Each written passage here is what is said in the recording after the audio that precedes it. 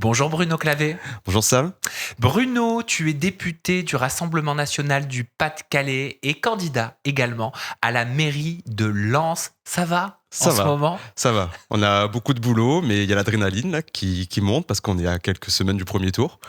Donc beaucoup de travail, mais aussi, on va dire, beaucoup de satisfaction, en tout cas des retours que nous avons aujourd'hui sur le terrain. Donc ça met du baume au cœur. Alors moi, dans un premier temps, Bruno, j'avais envie de savoir comment est-ce qu'on passe du milieu artistique, tu vas me dire hein, si on peut qualifier ton parcours de milieu artistique, à la politique. Parce que, en faisant des recherches, j'ai vu qu'à l'époque, tu avais participé à un célèbre télécrochet que je regardais, comme beaucoup. C'était X Factor. J'ai quelques images pour toi, regarde. Je Oula. n'ai rien compris, c'était ma vie. Tu comprends rien, mais que ça sonne.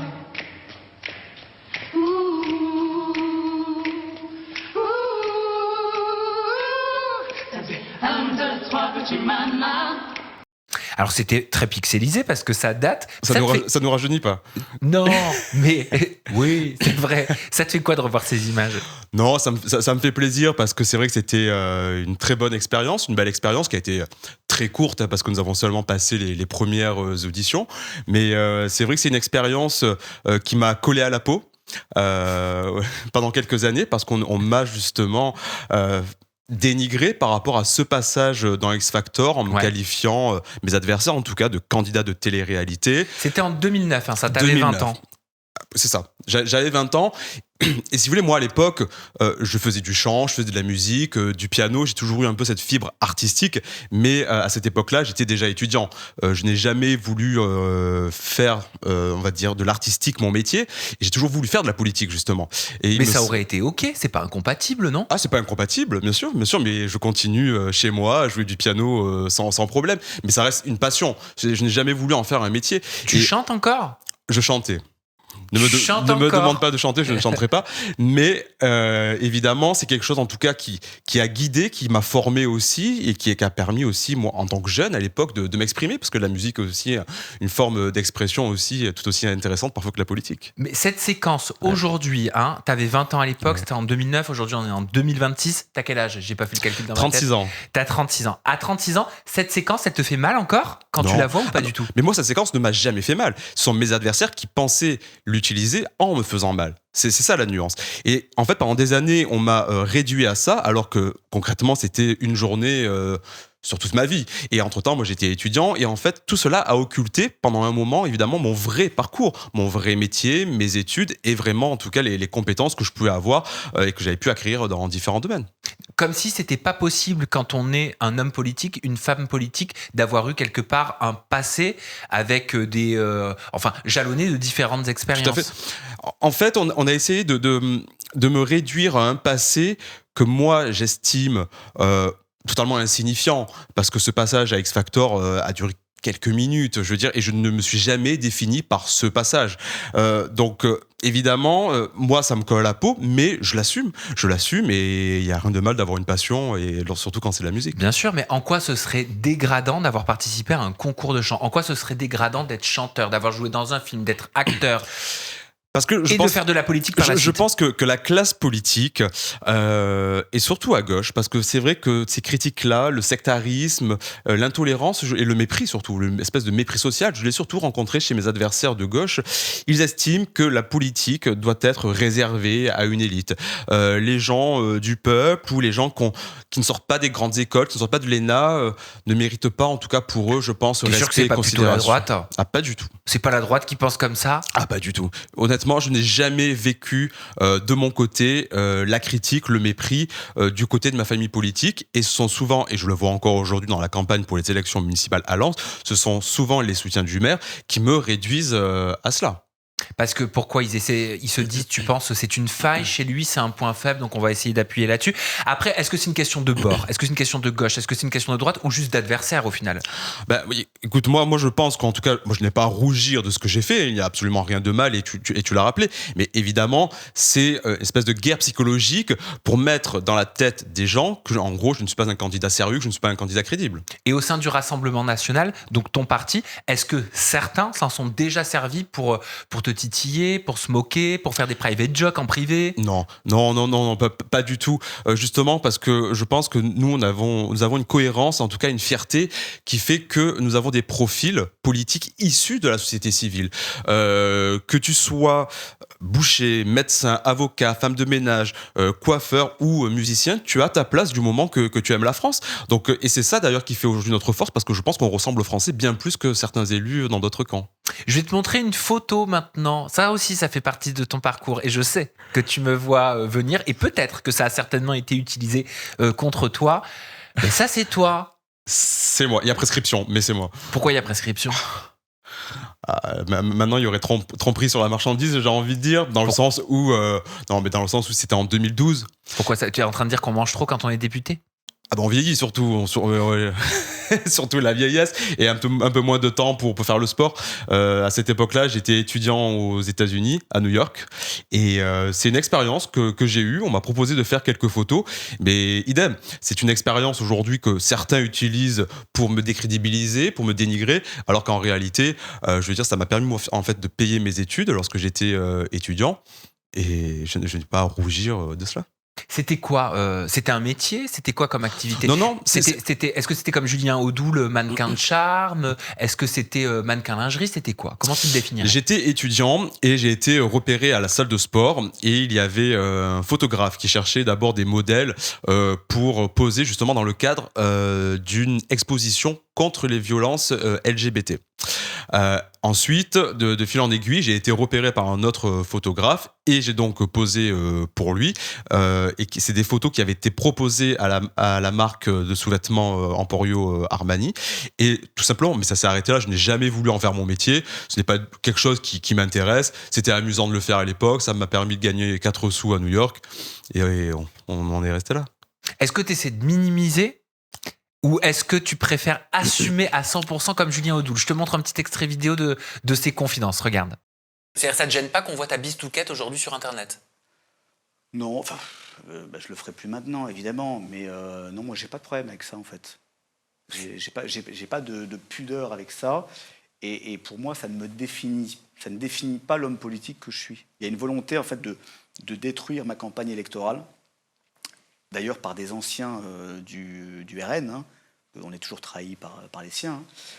Donc tu vois, lui, il parle même de trahison au sein de son propre groupe. Hein. Il le dit, on est toujours trahi par les siens. C'est fort, ça, en plus. Je pense ce qu'il veut dire par là, c'est vrai que parfois la politique aussi a de mauvais côtés, et il faut évidemment parfois faire attention aussi des gens avec qui on travaille et parfois de qui on s'entoure, parce que c'est vrai que la politique, par ses bons et mauvais côtés, a tendance parfois à faire ressortir le pire de l'être humain. Mais en tout cas, moi, les ennemis que j'ai eus, les adversaires que j'ai eus étaient souvent à gauche. Mais moi, je n'immunise pas absolument pas ce que j'ai fait. Moi, je suis fier de ce que j'ai fait, je n'ai pas à rougir, et contrairement à d'autres, je ne suis ni un dealer ni un vendeur de drogue, et je ne tabasse pas mon conjoint ou ma conjointe. Et ça te pose pas de problème qu'on voit ton paquet sur Internet? Non, absolument pas. Bon, Julien Audoul, c'était encore autre chose, lui. Oui, tu dois être au courant. Oui, bien sûr, mais je connais, mais Julien, de toute façon, a très bien répondu, et je vais te faire la même réponse. Moi, ça ne me définit pas aujourd'hui en tant qu'homme politique. À l'époque, tu faisais des photos, on peut les qualifier comment, ces photos? Photos de charme, photo lingerie? Photo-lingerie. Photo-lingerie, ok. Donc à l'époque, tu m'expliques que c'était pour financer tes études, gagner un petit peu d'argent à côté. Aujourd'hui, il y a des plateformes. Il y a des plateformes intimes. C'est un vrai sujet de société en plus, parce que de plus en plus de jeunes se mettent dessus, et parfois même par nécessité. Et là, c'est pas forcément pour les bonnes raisons. Si tu faisais partie aujourd'hui, Bruno Clavet, de cette nouvelle génération, est-ce que tu penses que tu te serais lancé sur les plateformes intimes pour payer tes études? Absolument pas. Absolument pas. Pourquoi? Parce que j'ai eu la chance de faire des études, d'obtenir un master, et j'ai toujours privilégié la reconnaissance, disons, par le travail, par les études, plutôt que simplement par le physique. Donc moi, ça ne m'intéressait pas d'être réduit à ça, et c'est pour ça que je pense que hier ou aujourd'hui, j'aurais continué, j'aurais foncé dans la vie et en mettant toutes les chances de mon côté, mais pas en allant sur ce créneau-là. Qu'est-ce qui a été, Bruno, le plus difficile pour toi? Est-ce que ça a été que des opposants te ressortent la vidéo de ta prestation à X Factor en 2009, ou est-ce que c'est les photos lingerie? Le plus dur, C'est ni l'un ni l'autre. Le plus dur sont les conséquences de la polémique qu'il y avait eu, un peu le bad buzz qu'il y avait eu à l'époque. Pourquoi ? Parce que, évidemment, ça a des répercussions sur l'entourage, sur la famille, sur les amis, sur la personne avec qui vous êtes en couple.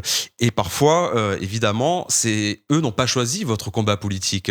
Donc c'est difficile de leur faire subir les conséquences, parfois, de vos choix. Ça a eu un impact sur des gens que tu aimes ? Ben, je sais qu'à l'époque, j'étais en couple et ça a mené à la séparation parce Ah bon ? que le garçon avec qui j'étais, pour lui, ça devenait impossible d'être avec moi parce que j'étais regardé, parce que j'étais critiqué, j'étais attaqué, j'étais blacklisté. Donc pour lui, ça devenait impossible d'assumer. Mais c'est qu'il t'aimait pas vraiment alors, hein. Ça sera à lui de répondre. Oh bah je me permets, je suis désolé. Mais quand on aime quelqu'un, on traverse la tempête avec lui. J'ai toujours estimé que la politique était vraiment un milieu compliqué et qu'il fallait avoir le cuir épais pour le faire. Par contre, je refuse d'imposer ça aux personnes que j'aime. Et j'estime que si ce que je fais ou ce que je suis rend malheureuse la personne avec qui je suis, je ne peux pas la forcer à rester avec moi. Et si je l'aime, je suis capable de devoir la laisser partir. Oui, et parfois c'est même plus dur de se séparer quand on aime la personne. C'était peut-être ton cas. Oui, bien sûr. C'est toi qui avais rompu ? Non, c'est lui, mais parce que je voyais que ça devenait difficile pour lui, donc je n'ai pas voulu insister, je n'ai pas voulu le retenir. Et je pense que parfois, les chemins se séparent et c'est peut-être mieux d'avancer seul qu'avec une personne qui n'a pas envie de vous suivre. Tu devrais en faire une force, en vrai. Moi, tu sais ce que j'aurais fait pour mon slogan de campagne ? Dis-moi. Parce que tu es candidat au municipal à Lens, ouais. J'aurais marqué pour vous, je vais mettre le paquet. Oui, ça c'est des blagues qu'on se fait avec certains amis à ce sujet-là, évidemment. Comment Jean-Marie Le Pen, qui à l'époque était président du parti que tu avais rejoint, c'était à l'époque du FN, donc du Front National, devenu le Rassemblement National, il voyait tout ça. Est-ce qu'il le savait ?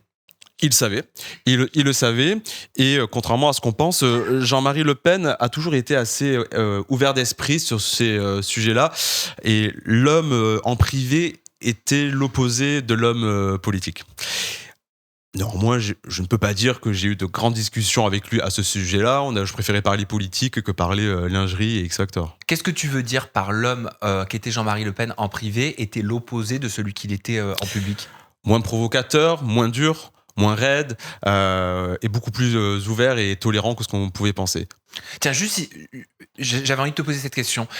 Est-ce que tu penses que si c'était une femme politique qui avait été à ta place et dont les photos lingerie ressortaient aujourd'hui, est-ce que ça aurait été mieux accepté ? Ça aurait été plus difficile ? Elle aurait été plus jetée en pâture, tu penses ? C'est difficile à dire. Je pense que la question n'est pas de savoir si c'est un homme ou une femme qui fait ça. En fait, c'est les clichés qui sont véhiculés derrière le mannequin ou le modèle. Dans l'imaginaire collectif, on pense que celui qui fait des photos, qui est mannequin, est bête. Et en fait, le message subliminal qui était derrière, c'était ça, simplement pour dire, en fait, Monsieur Clavé n'est pas assez intelligent, n'a pas les compétences pour faire de la politique, alors qu'en parallèle, justement, j'étais en train de mener mes études et de les réussir brillamment. Je suis tombé sur un article presse posté par Jean-Marc Morandini qui écrit « Le député RN Bruno Clavé dénonce l'homophobie des gays ». Ouais. Contre lui, il cite, étant moi-même homo, je vis une chasse aux sorcières des LGBT. Le RN ne menacera jamais nos droits. Ça, c'est ce que tu as dit. Oui. Ok. Être gay et d'extrême droite, pourquoi c'est vu comme incompatible ? Parce que, contrairement à la gauche, on ne cherche pas à mettre les gens dans les cases en fonction de leur sexualité, en fonction de leur couleur, en fonction de leur origine. On pense simplement que aujourd'hui, ce qu'il faut en France, c'est être fier de son pays et aimer la France. Et lorsque je dis que le RN et les droits homo ne sont pas incompatibles, c'est tout simplement parce qu'aujourd'hui, je pense que nous sommes le meilleur bouclier, en tout cas de la communauté LGBT, dans le sens où il y a une violence qui monte et une homophobie latente, notamment liée parfois au fondamentalisme dans certains quartiers. Et je l'ai toujours dit, je préfère tenir la main de mon copain aujourd'hui à Hénin-Beaumont, qui est une ville Rassemblement National, plutôt que de faire cela peut-être dans le 93. Ouh, c'est hyper stigmatisant, ça. Mais c'est la réalité. Est-ce que t'es allé dans le 93 te balader avec ton copain main dans la main ? Je préfère pas essayer. Non, mais c'est une réalité. Là où Non, mais est-ce que tu y es allé? C'est une question importante. Non, en vrai. je ne- Parce que je le ne dire compte pas avoir les un fantasme, c'est une idée, mais le vivre Non, dans mais les actes, c'est autre chose. Ah non, on sait très bien aujourd'hui qu'il y a certains quartiers en France, et souvent en banlieue, où il est difficile soit d'être homosexuel, soit même d'être juif. Et il me semble d'ailleurs que dans la sphère d'être un musulman, peu... ou d'être même. dans Ou les d'être réseaux chinois aussi parfois même. dans la sphère des réseaux sociaux, il me semble d'ailleurs qu'il y a certaines personnes connues pour leur homosexualité qui justement ont été parfois tabassées, agressées, etc. Donc c'est une réalité. Je veux dire, Mais c'est une réalité dans la communauté LGBT. En tant que gay, Ouais. on est amené de toute façon à subir on est plus susceptible, en des effet, agressions. Non, mais sur ça, Voilà, je et suis, je ça, pense je suis d'accord. qu'on en a tous vécu. Mais il y a quand même des zones en France où malheureusement il y a peut-être plus de chances de se faire agresser, de se faire embêter que d'autres. Et c'est une réalité, il faut pas le nier. Aujourd'hui, l'homophobie ne vient pas de chez nous. L'homophobie vient Mais c'est qui nous? du RN, ne vient pas du RN ou de ma famille politique, je veux dire. Aujourd'hui, la réalité, c'est qu'il y a un fondamentalisme et une radicalité très importante dans certains milieux religieux qui fait que, évidemment, l'homophobie est considérée comme un péché mortel. Et donc, Dans quel milieu religieux? dans le fondamentalisme. C'est quoi le islamique. fondamentalisme? C'est la radicalité de. Moi, je fais la différence entre l'islam et l'islamisme. Ce n'est pas la même chose. Mais il y a des courants religieux extrêmes qui sont aujourd'hui un danger pour certaines communautés, et pas que pour les homos d'ailleurs, mais aussi pour les juifs et parfois pour les femmes. Dans quelle religion concrètement c'est dangereux? Le fondamentalisme islamiste. Uniquement? Notamment, bien sûr. Bien sûr. Il n'y a pas de fondamentalisme dans la religion juive? Mais est-ce que eux, aujourd'hui, Ou dans la religion catholique? Mais est-ce qu'aujourd'hui, il y a des revendications du fondamentalisme judaïque? Est-ce qu'il y a des revendications aujourd'hui de la part du fondamentalisme catholique? Non. Est-ce qu'il y a des revendications aujourd'hui du fondamentalisme islamique? Ah oui. Ah bon? Bien sûr. Non, on peut pas nier aujourd'hui qu'il y a une forme d'entrisme et une radicalité dans certains milieux. Je pense notamment au milieu du sport. Je prends l'exemple du sport. Il y a des joueurs de foot qui ont refusé de porter le brassard arc-en-ciel à cause de leur religion. Et le point commun, malheureusement, était souvent une forme de radicalité dans la religion musulmane. Alors, mais là, tu cibles une seule religion. Mais après, est-ce que tu as lu la Bible? Oui. Oui. Est-ce que tu as lu la Torah? Oui. Est-ce que tu as lu le Coran? Oui. Tu as tout lu? J'ai tout lu. Je les ai, pas entiers, mais je les ai étudiés. Ok. Bon, tu les as étudiés. Donc, tu dois savoir, logiquement, que dans ces religions monothéistes, de toute façon, notre orientation, elle est vue comme un péché. Elle est refoulée. Bien sûr. Ah non, mais bien sûr. Dans les textes. Mais c'est l'interprétation que certains en font. Je parle. Mais c'est dans les trois religions monothéistes. Donc, ce que j'aimerais comprendre, c'est pourquoi est-ce que tu cibles la religion musulmane? Non, je ne cible pas. Je ne cible pas. Versus l'orientation. Non, mais justement, je ne cible pas la religion musulmane. Ce que je fais la part, justement, entre l'islam, le vrai, qui est une belle religion et qui est tout à fait compatible avec la République française. C'est pas le problème. Mais quand tu parles des joueurs de foot, tu parles de quoi? Parce qu'eux-mêmes adoptent des comportements qui sont liés au fondamentalisme islamiste. Et c'est une réalité. Aujourd'hui, il y a une part très importante de jeunes qui estiment que les lois de la charia sont au-dessus des lois de la République. Ah, mais ça, c'est encore un autre sujet. Non, c'est le même sujet. C'est le fondamentalisme islamiste, c'est une interprétation extrême de la religion. Oui, et déformée, mais d'ailleurs, les souvent. religions sont extrêmes. Toutes les religions sont extrêmes. Si tu discutes, si tu parles, par exemple, avec quelqu'un qui pratique à fond la religion juive, mais vraiment de A à Z, il sera extrême. Pareil, si tu discutes avec quelqu'un qui pratique le catholicisme et qui veut respecter toutes ces règles. Mais aujourd'hui, tu vois, c'est les premiers dans la religion catholique à pas vouloir admettre qu'il y a des dérives, à pas vouloir. C'est difficile pour eux, tu vois, d'admettre qu'il y a des prêtres qui sont pédos. Ah non, mais tout ça, je suis entièrement d'accord. Ça, c'est encore un sujet à part. Mais aujourd'hui, on peut pas nier en France qu'il y a une montée, et c'est pas moi qui le dis, ce sont les chiffres, et c'est la réalité, qu'il y a une montée du fondamentalisme islamique qui a des revendications, parfois très fortes, et qui cherche par tous les moyens à les imposer à la République française. Donc oui, il y a un problème, et c'est pour ça que je le répète, il y a des villes en France où en tout cas je ne tiendrai jamais la main de mon copain, c'est sûr. Ou par exemple, t'as cité le 93, mais où tu tiendrais jamais la main de ton copain? En France? Je pense que même à Paris, j'éviterai dans certains quartiers, bien sûr.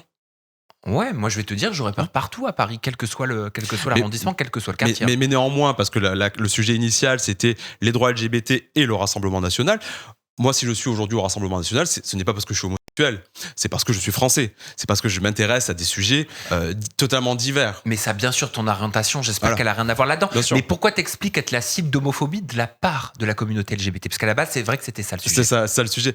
Pourquoi ? Parce que, et ça je l'ai compris très rapidement, notamment en 2014, qu'il y a une partie, un noyau de la communauté LGBT qui refuse l'idée que lorsqu'on est homosexuel, que l'on puisse voter à droite ou au Rassemblement national. Pour eux, il y a une forme de segmentation et on doit mettre les gens dans des cases en fonction, évidemment, de la couleur, de la religion, de la sexualité, etc. Et moi, ça, je refuse. Et c'est vrai qu'à l'époque, j'ai eu une forme presque d'harcèlement et j'ai même eu des menaces de mort, souvent, et j'ai été blacklisté, j'ai été parfois même insulté, j'ai été interdit d'entrer dans des bars et dans des clubs gays à Paris. Je m'en souviens très bien. Donc oui, aujourd'hui...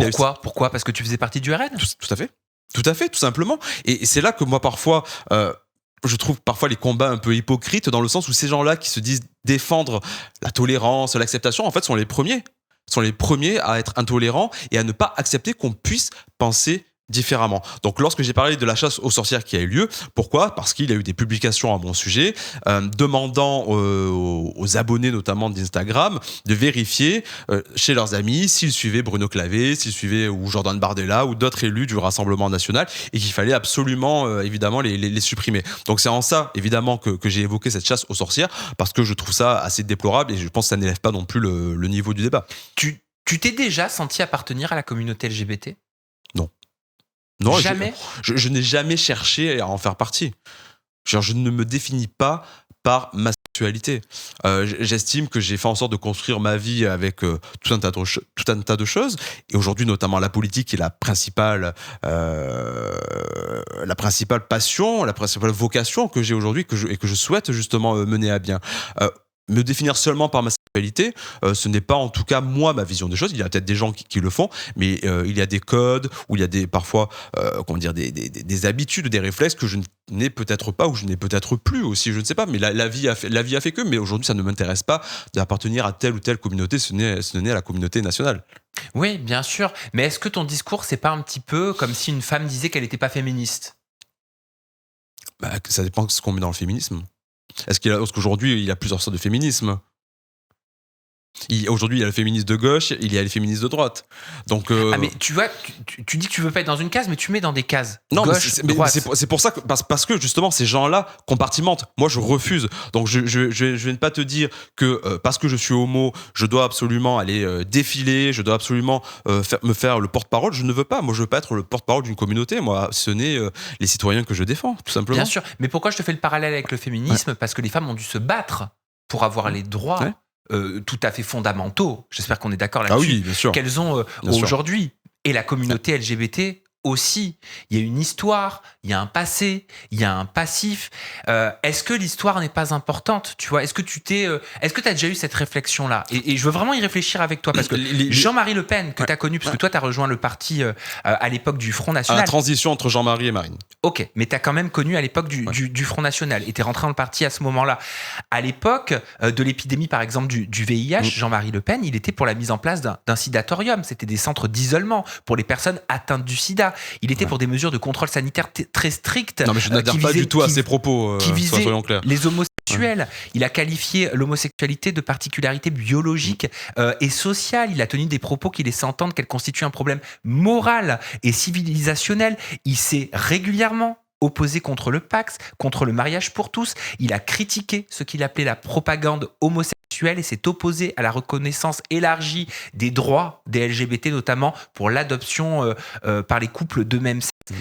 Comment, Bruno Clavé, on peut appartenir à une minorité et défendre un parti souvent accusé d'être hostile à ces minorités ? Alors, premièrement, je n'ai pas rejoint le Front National lorsque Jean-Marie Le Pen était président, parce que je suis arrivé quand Marine a accédé à la présidence du mouvement. Entre-temps, le Rassemblement national, ex-Front National, a évidemment bien changé. Et d'ailleurs, Marine Le Pen et Jordan Bardella l'ont dit lors de récentes élections, qu'aujourd'hui, le mariage pour tous était un acquis et qu'il n'y avait aucune raison qu'on revienne dessus.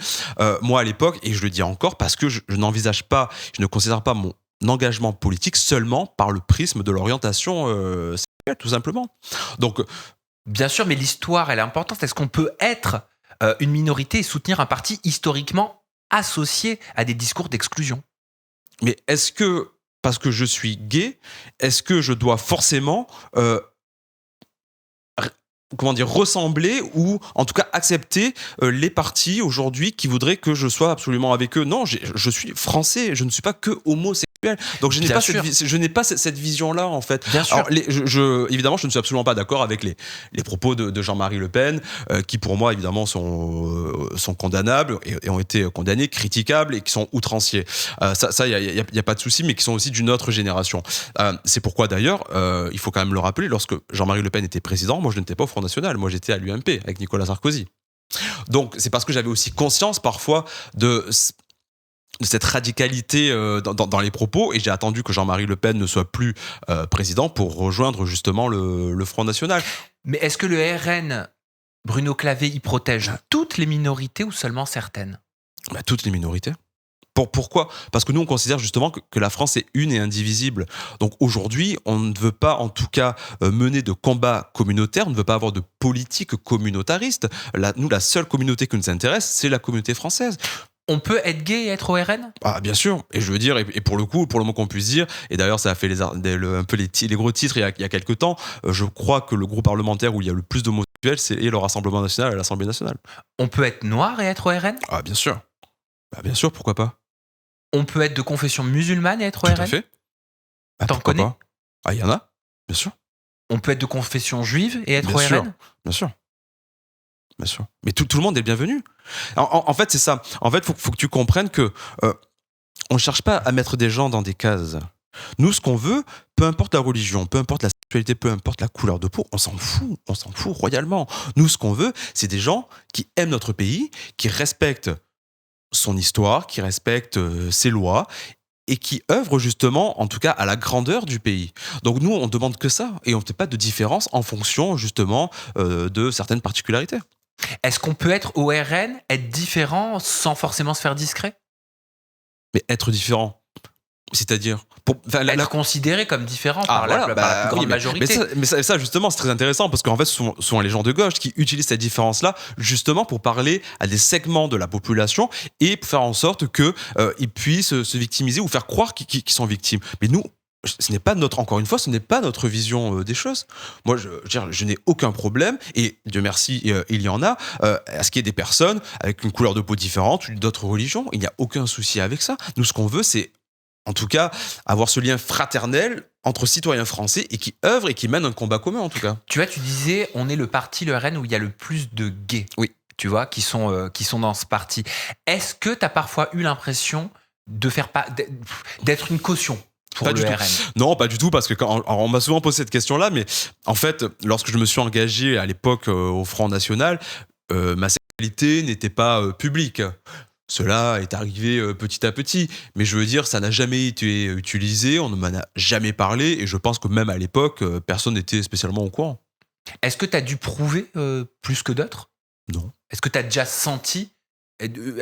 eu ce sentiment de te dire, ok, je dois prouver plus que d'autres parce que mon orientation fait que? Non, mais genre, mon orientation sexuelle n'a jamais été un frein ou un handicap ou quoi que ce soit. Dans, en tout cas, ma carrière politique, si ce n'est lorsque mes adversaires de gauche l'utilisent contre moi. Donc, c'est une réalité. Mais je veux dire, moi, en tout cas, ça ne m'a jamais aidé, comme ça ne m'a jamais desservi, d'ailleurs. Il y a les adversaires en politique et il y a aussi les partisans. Il y a aussi les soutiens. Je vais te montrer un extrait vidéo d'un ancien participant d'un télécrochet, la Nouvelle Star, Bruno Monro, qui, depuis quelque temps, a un discours politique très, très engagé pour le RN. Regarde, en faveur du RN. Il y a une femme qui est dans la politique en France, que je ne citerai pas pour ne pas faire de scandale, que j'aime énormément. En tant que franco-portugais, moi j'aime beaucoup Marine Le Pen. Voilà, je trouve que c'est une femme très intelligente, j'adore, pas toutes ses idées, mais la plupart, j'aime ses discours, et j'aime cette femme qui se bat, qui à chaque fois est un doigt d'accomplir ce que personne n'a fait avant qu'elle, puisqu'on n'a jamais eu de femme présidente en France, et qui, pour X raisons, n'y arrive pas. Mais moi, je suis très féministe, et moi j'ai envie de voir une femme présidente en France, et moi cette femme, elle me fascine, je trouve qu'elle est charismatique, je la trouve très intelligente, et je l'aime beaucoup. beaucoup. Est-ce qu'on doit comprendre que tu as donné ta voix à Marine Le Pen aux dernières élections? Ah oui, je n'ai pas voté Macron. Ah non. Tu as voté Marine Le Pen? Aux dernières élections, oui. Voilà, Bruno Monrot qui est connu depuis 2 ans pour avoir des discours extrêmement clivants, et encore c'est un euphémisme que j'utilise. Donc là, il explique qu'il aime beaucoup Marine Le Pen, et il a le droit. Il a des discours aussi depuis certains temps où il estime que les Blancs sont remplacés à la radio par les artistes noirs, que La Petite Sirène Noire, le remake, c'est un scandale, que nos racines les racines des Blancs sont oubliées, etc. Des propos qui sont quand même... je trouve particulièrement choquant, mais tu pourras me donner ton avis si tu as envie. Mais est-ce que c'est un bon ou un mauvais soutien, Bruno Monrot?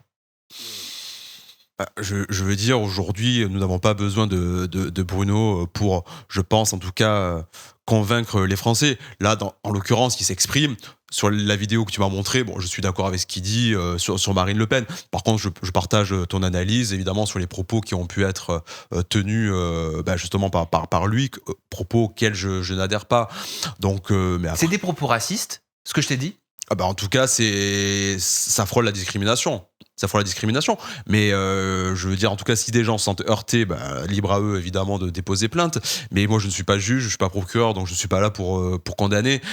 Et encore une fois, je veux dire, nous ne sommes pas responsables des propos qui sont tenus parfois sur les plateaux ou ailleurs par telle ou telle personne. Comment vous gérez au sein du Rassemblement national justement tous ces soutiens, ces propos qui parfois, souvent, dépassent la liberté d'expression et au final, je vais utiliser une expression très vulgaire, mais vous collent au cul, quoi, alors que c'est pas vos propos. Mais je veux dire par là, il faut que les gens comprennent que nous n'avons pas la responsabilité de ces personnes-là. Bruno n'est ni candidat. Mais le parti attire des personnes qui ont ces propos. Oui, mais on peut pas contrôler les millions de Français, on peut pas les vérifier devant chaque maison, les millions de Français qui adhèrent aujourd'hui au Rassemblement national. Donc évidemment, comme d'ailleurs à gauche, chacun a ses brebis galeuses. Après, c'est à nous de faire le travail et pour éviter justement ce genre de problème. C'est un privilège d'être qualifié de beau gosse en politique? Non. Alors, merci, mais on me le dit pas tous les jours. Mais non, c'est pas moi qui le dis, je l'ai lu. Mais non. T'es considéré comme beau gosse? Bon, c'est gentil. Sur les réseaux sociaux. C'est gentil en tout cas, mais non, parce que je pense que justement, quand on se concentre seulement sur ça, que les électeurs ne voient que ça, parfois ça évite en tout cas de débattre vraiment sur le fond, alors que moi je veux vraiment convaincre sur les idées, sur le programme, sur les valeurs que je défends. C'est-à-dire, t'as l'impression que ton physique est un handicap en politique? Non, je vais pas non plus faire pleurer dans les chaumières en disant que c'est un handicap, mais j'aimerais convaincre pour autre chose.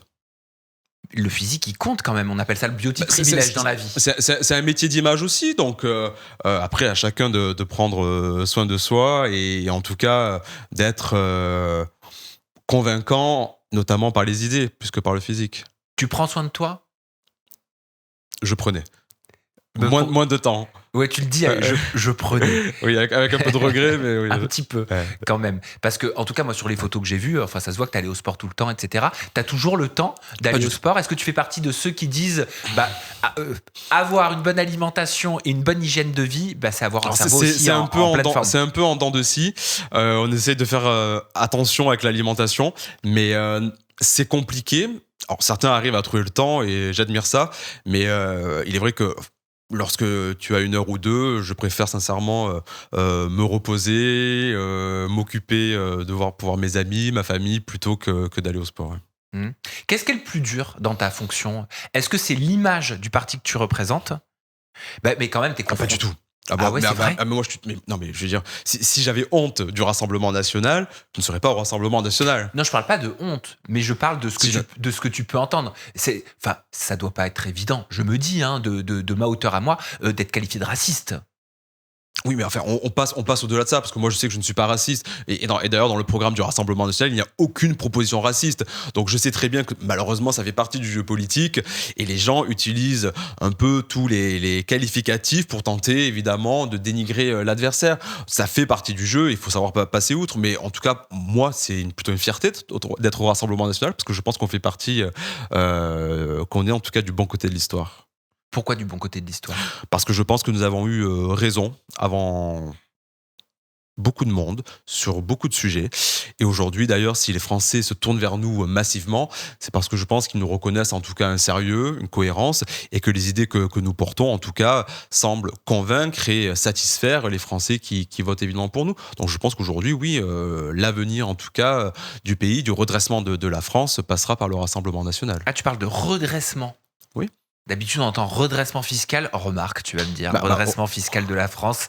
C'est- Oui, le redressement, c'est-à-dire redresser les finances, retrouver notre grandeur, plus de sécurité, plus de solidarité. Oh, il nous fait briller quand même à l'international, Macron. Ah bon? Non? Enfin, je veux dire, la France n'a jamais été aussi affaiblie sur la scène internationale que depuis l'élection de Macron. For sure? Oui, mais exemple, mais c'est encore, je veux dire, un exemple parmi tant d'autres, mais je pense que la France aujourd'hui, malheureusement, est devenue un confetti dans le concert des nations, à l'heure où justement nous avons des grandes puissances qui émergent. Je pense notamment au Moyen-Orient, je pense à l'Asie, mais aussi à l'Amérique du Sud, où il y a des puissances prédatrices aussi, avec la Russie, avec les États-Unis. Ah Donc bon, c'est une puissance d'être prédateur?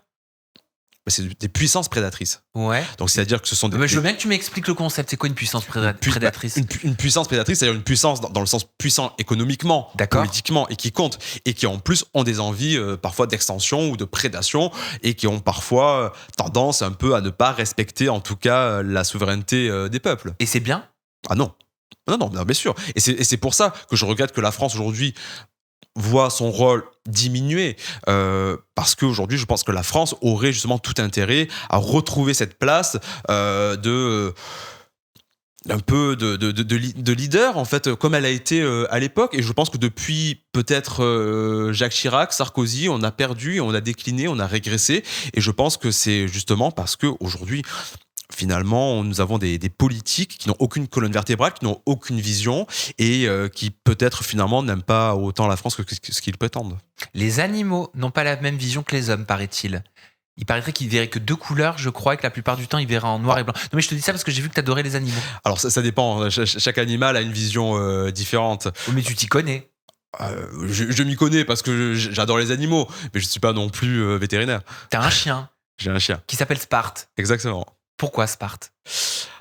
Pourquoi Sparte? Parce que c'était l'année déesse, premièrement, et parce que je voulais un nom court, et j'aimais bien ce côté guerrier Sparte, qui finalement lui va bien, étant donné le caractère qu'il a. C'est quelle race? Un berger australien, noir tricolore. Un berger australien. Ah bah tu vois, t'aimes bien les noirs. C'était une mauvaise blague. Tu te considères comme un dog dad? Oui. Ah oui. Ah oui, j'ai des pulls avec mon chien, j'ai des mugs avec mon chien. Non, j'ai l'impression d'avoir un enfant à la maison. Et non, mais je te pose la question parce que se pose justement la question, je l'ai vu, de la place du chien au sein de la famille. Est-ce que le chien pourrait être un jour sur le livret de famille et faire partie, en fait, officiellement de la famille? Tout dépend ce que cela peut avoir comme bénéfice. Juste inscrire un animal sur le livret de famille, je ne pense pas que ce soit nécessaire. Là où il faut aller beaucoup plus loin, c'est sur vraiment la protection et la reconnaissance de la place de l'animal, aussi comme un être sensible. Je pense qu'il faut accentuer les sanctions, évidemment, contre les gens qui se rendent coupables de maltraitance, d'abandon, etc.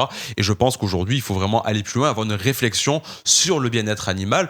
C'est pas que le chien, c'est pas que le chat, parce qu'il y a aussi les nouveaux animaux de compagnie qu'on voit aussi se développer. Et il y a toute une réflexion à avoir, parce que personnellement, je n'ai jamais compris comment l'être humain est capable de faire du mal à un animal quand on voit tout l'amour que peut porter un animal dans son regard, parce que un animal va vous aimer inconditionnellement, d'ailleurs, que vous le maltraitiez ou non. Et moi, c'est ça qui m'a toujours, frappé, c'est que c'est de l'amour pur. Je pense que c'est un vrai amour, justement. Oui, en fait, il faudrait que les animaux quittent le statut de meuble, d'objet. Bien sûr. Dans la sûr. Constitution, tu vois, pour pouvoir être définis en effet comme des êtres sensibles. Tout à fait. Et moi, je vais te dire, alors j'espère que je vais pas faire hérisser les poils de beaucoup de personnes, mais moi, j'aimerais beaucoup qu'en tant qu'entreprise, on puisse avoir la possibilité de proposer aux salariés, parce que moi je suis chef d'entreprise, une mutuelle pour son animal. En tout cas, une contribution. J'adorerais ça. En tout cas, oui, je pense que c'est une possibilité. Après, évidemment, je pense que à notre époque, si une entreprise ou même peut aider, elle doit le faire. Et notamment, il y a beaucoup d'entreprises qui, sur le bien-être animal, ont fait des avancées en autorisant, par exemple, les salariés à venir travailler avec leur animal de compagnie. C'était le cas lorsque je travaillais à la mairie d'Hénin-Beaumont. Je venais avec Sparte. Et en tout cas, c'est ce que je compte faire aussi à Lens, si je deviens maire, c'est autoriser les agents qui ne reçoivent pas de public à venir avec leur chien ou leur chat. Tiens, qu'est-ce que tu penses des opposants de Marine Le Pen qui reprochaient à Karine Le Marchand dans Confessions intimes d'avoir voulu redorer l'image de la présidente du Rassemblement national à l'époque en utilisant ses chats dans le discours? Mais c'est encore, je veux dire, une mauvaise foi parce que Marine Le Pen est connue pour sa passion et pour son amour pour les chats. Ce n'est pas calculé, ce n'est pas opportuniste comme lorsque moi je vais parler de chiens. C'est une vraie passion et on aime parler de ça. Donc si certains y voient en tout cas une erreur de la part de Karine Le Marchand d'évoquer cela, c'est leur problème. Mais je pense que c'est peut-être eux à se poser des questions plutôt qu'à Karine ou à Marine Le Pen. Oui, c'est un petit peu comme si vous étiez vus comme des brutes. Je me mets à la place du commun des mortels que je ne suis pas et que je ne représente pas. Et que parler de votre animal ou de votre passion pour les animaux apporter une sorte de douceur. Mais de toute façon, on ne nous pardonne rien, on n'accepte jamais rien de nous. Donc nous, on doit se battre beaucoup plus que les autres, on doit être beaucoup plus combatif, avoir le cuir beaucoup plus épais, parce que c'est vrai qu'on est la cible, en tout cas, de ces critiques-là. Mais je veux dire, en tout cas, nous, c'est pas ça qui nous fera dévier de notre combat et de notre route. Et la santé mentale dans tout ça? Est-ce qu'elle compte, la santé mentale de nos responsables politiques? Je trouve qu'on n'en parle jamais. Elle est importante parce que on reçoit quotidiennement, évidemment, des vagues, on va dire, d'éléments négatifs. Et il faut savoir faire la part des choses, il faut savoir s'en extraire, il faut savoir prendre le dessus. Et évidemment, la santé mentale est importante et chacun, je pense, a un peu ses méthodes, en tout cas, pour préserver la sienne. Comment tu fais pour préserver la tienne? En l'occurrence, j'évite de lire ce qui est écrit sur moi, j'évite de lire les commentaires, j'évite de lire les commentaires négatifs et je reste loin de tout ça pour garder un bon état d'esprit et rester dans la positive attitude, disons. Pas évident, hein. Aujourd'hui, c'est un vrai sujet d'ailleurs, hein, pour la France, c'est un enjeu, un enjeu national, la santé mentale sur les réseaux sociaux. Exactement. Avec l'interdiction là, pour les jeunes, là, les réseaux sociaux au moins de 15 ans, t'es pour, t'es contre? Moi, je pense qu'aujourd'hui, il faut aller dans ce sens-là. Pourquoi ? Parce que tant qu'il n'y aura pas de contrôle nécessaire et en tout cas efficace, évidemment, les réseaux sociaux aujourd'hui peuvent et sont souvent mal utilisés et sont un danger pour beaucoup de jeunes. Et je pense qu'aujourd'hui, même d'ailleurs des personnes peut-être de notre âge sont aussi victimes de ce que les réseaux sociaux peuvent en tout cas apporter comme lot de négativité. Je pense sur l'image, sur l'estime de soi et aussi parfois sur le harcèlement. Donc évidemment, aujourd'hui, il faut être capable en tout cas d'utiliser les réseaux sociaux avec recul. C'est aussi la responsabilité des parents, soyons honnêtes. Je veux dire, l'État ne peut pas tout, mais quand on voit que parfois même certains parents ou alors certains enfants qui savent d'ailleurs contourner aussi les dispositifs. Évidemment, je pense qu'aujourd'hui, il faut, c'est à la France et à l'État de légiférer pour protéger nos jeunes. Est-ce que les réseaux sociaux ne sont pas au final dangereux pour nos jeunes parce qu'ils sont mal utilisés par les adultes?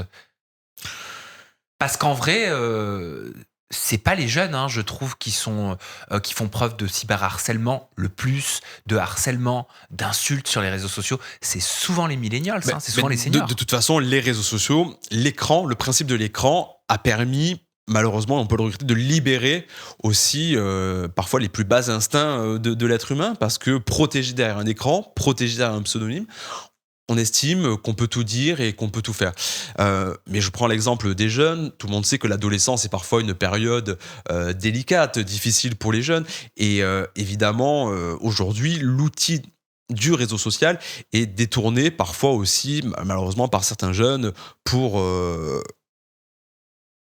faire du mal finalement à des gens qui n'ont rien demandé. Mais évidemment, ce ne sont pas que les jeunes.